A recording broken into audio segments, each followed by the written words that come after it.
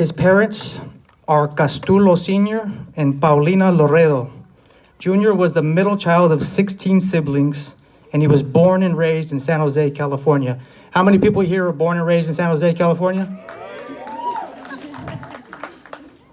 He was also an altar boy at the Holy Cross of San Jose until his early teens. But here's something that I found really interesting about Junior. As a school-age child, Junior had some really serious life events.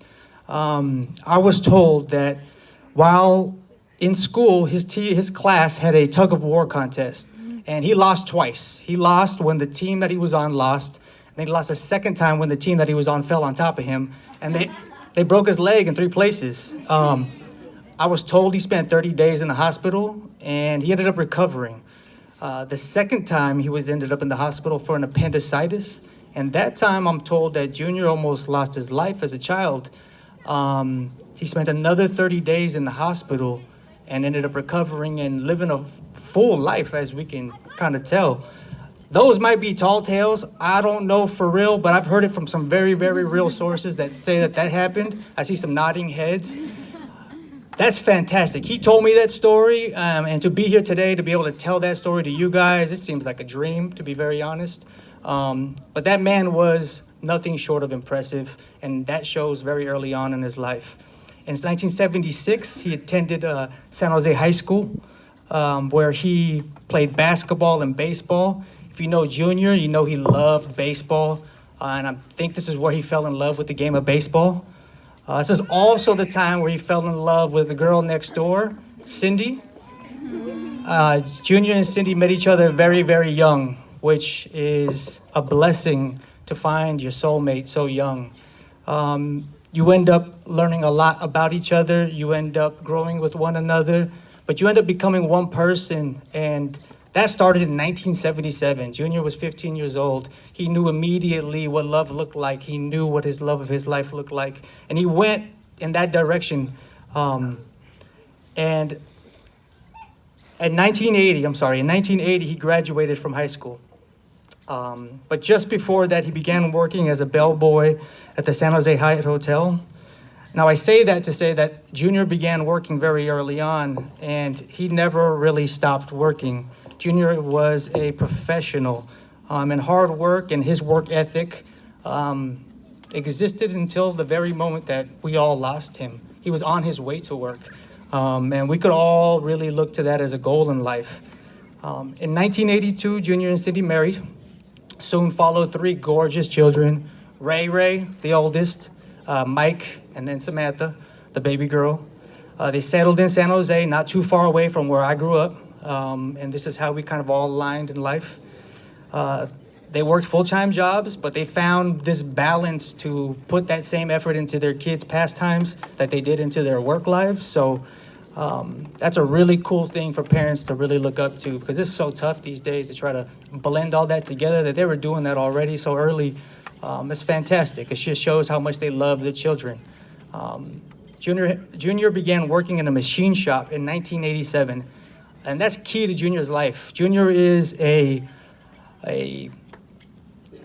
precision machinist, is what I would call him. He became a master of his craft, and this began in 1987. And if anybody knows anything about machining and running a machine shop or being a lead in a machine shop, that's very, very delicate and precise work. He made things that we all use in our everyday lives and don't even know it. Things that very, very high-level government agencies, defense departments, medical equipment, things that we all really take for granted in life. And they're so particular and they're so precise that it takes a mind like a guy like Junior to wrap his head around a machine like that and to produce parts like that. That all started in 1987. Along with that, he began coaching both his sons in Little League. He coached many other kids along the way. I'm one of them, and I'm sure there's other kids here that took some coaching life lessons away from Junior. And he also was very active with Sam, as she, as you know, is very talented in musical arts and also in theater. And he supported her as well as Cindy as she ventured into that in junior high and high school.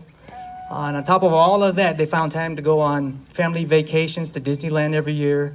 And they spent a lot of time camping and fishing because that's what we do from San Jose. You just go camping and fishing when your summertime vacations, right? So my parents took us to do, we went to Lake Berryessa. We went to all kinds of lakes all over the Bay Area.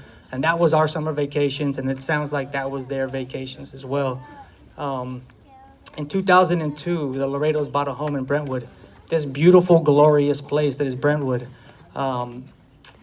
They began a new chapter in their lives. And this is where Junior, I feel like, in his work life began to hit a stride, where he felt like it's his time to step forward and become the lead in his craft. So he worked 13 different positions is what I tallied up. Some companies over and over again, that means they really liked him and they wanted him back. And some companies just a one-off. But 13 positions over 27 years ended up getting him in line for his dream position at Lawrence Livermore National Labs as a highly skilled machinist. That wasn't by mistake, that was by design. He precisionally placed that moment in his life because he worked hard for it. Junior had a thorough understanding of mathematics, algebra, trigonometry, geometry, all things that we are all confused by. that somehow, some way, this man that we all just take, like a humble soul, that he enveloped all of that. And in the short time that he was at the lab, and I think that he has a lot of co-workers here in the house today, that he made such an impact in 3 years' time that I'm sure there are many people here with stories about his day-to-day life at work. And his day-to-day life at work was the same life he lived at home. He was a loving, caring, giving, serviceable guy who would do anything for the woman or man that was immediately to the left or to the right of him. Just this past May, Junior and Cindy celebrated 35 years of marriage.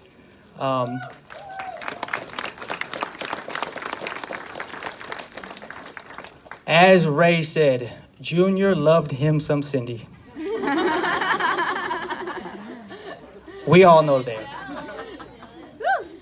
They have 5 gorgeous grandchildren: Alexis, Mikey, Melia, Bella, and Amina, or Fat. Is that as it goes? And those 5 grandchildren owned every single piece of Junior's heart, and they own every single piece of this entire table's heart. It's that's not going anywhere. Junior's left an everlasting spirit behind that these children will be able to learn and love from. Ray said it the best. Junior hasn't moved a place. He's right here. I can feel him here right now. He's connecting all of us. It was my job today to find a way to connect us all through Junior, and that's easy to do with a guy like Junior. Junior loved to barbecue, and especially barbecue for others. If you've ever been to his house, if you've ever been just around anywhere, if you're grilling, you're not. He's about to take over for you, and he's about to show you how to grill. He made tacos and quesadillas like I don't really know anybody else that made them. That was his domain. He had such a effortless skill about it. He really loved to be the host. He always made sure you were taken care of, even if you didn't ask for it. He just kind of always had this intuition to know what you wanted as a person. And that's something that I really try to aspire to be. Try to fill in the gaps with people, because not everybody can tell you what they want. And as a person, we kind of have to respond to one another, because our connection to each other is everything. And if we're not connected to one another, what are we really doing? We're all just kind of going through the motions. So this man, every time I saw him, he made it a point to connect to me. When I left Junior's presence, I felt fueled for the next day, for the next week. He gave me that energy. He gave me that love that anybody can give to anybody. Him and I didn't have this super bonded overtime relationship. It was one of the relationships I'm sure that all of us had here with him. It was in and out, but every time it was in, it was all the way in. And he made sure to tell me. And I know the last thing that he ever said to me was that he loved me. And I know he probably said that to many people here, But it's just that simple to say that to somebody, and now I can just draw off of that, and that's the last thing that man told me. Junior worked with machines, but he was not a robot, but his favorite dance was the robot. He loved the color red, but he wasn't a gangster. He was colorblind. And the irony of all of that is that a colorblind man could light up a room like nobody else. He brought so much color to all of our lives, and it's just one of those simple kind of riddles that God plays sometimes. And it's beautiful. It's really beautiful. We all have our individual experiences to draw off of, and life connects us all to one another in one way or another. But the truest form of love is to tell each other that you love each other and that you're there for each other and that you're supportive of one another regardless, unconditionally. We all don't agree with everybody with what each other does. I'm not a Raider fan, but I love you anyway. And that's kind of where Junior lived. That was his pocket, that unconditional pocket. In closing, this is where it gets kind of cheesy. A hero of mine is Cesar Chavez. And he once said, "True wealth is not measured in money or status or power. It's measured in the legacy we leave behind for those we love and for those we inspire." I feel loved and I feel inspired by Junior. I will take that with me every day of my life. I will use that with my direct family. I have daughters, I have a wife, I have parents, and I will live every day of my life with that man on my sleeve because he earned it. He's deserved that. And I'll leave you with a few words to my coach. It goes like this, and these are some of his sayings. So, "Hey buddy, I miss you. Pray for me and take it easy. We will meet again soon." Thank you everybody for putting up with me today. This is a fantastic crowd of people because if you're a friend of Junior's, you're a fantastic person. So cheers. If you have a glass, let's cheers to Junior. Cheers to his life. And thank you everybody. I'm done.